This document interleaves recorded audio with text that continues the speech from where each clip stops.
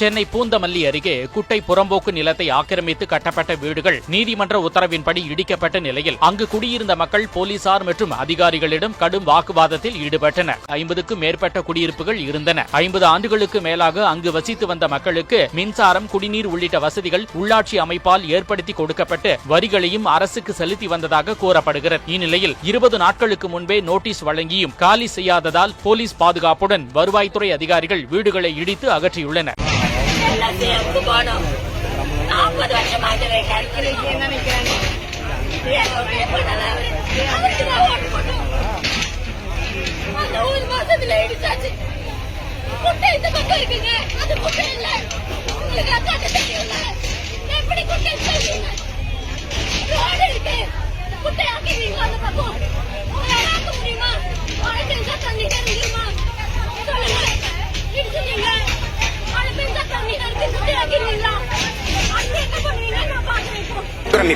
ஆக்கிரமிப்பு இது ஆக்கிரமிச்சுட்டான். ஆக்கிரமிக்கும் போது என்ன பண்ணி ஆக்கிரமிக்கும் போது என்ன செய்து கொண்டிருந்தீர்கள்?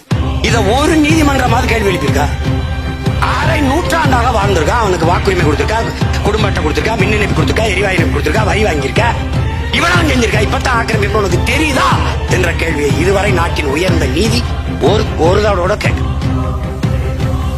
ஆனால் இந்த அரசுகள் செய்தது இயற்கையின் அரும்பெரும் கொடையான பள்ளிக்கரணை ஏரியை கொப்பையை கொட்டி மூடினார்கள். திமுக அரசு கட்டிடங்கள், நீதிமன்றங்கள் எல்லாம் ஏரியில் கட்டப்பட்டன.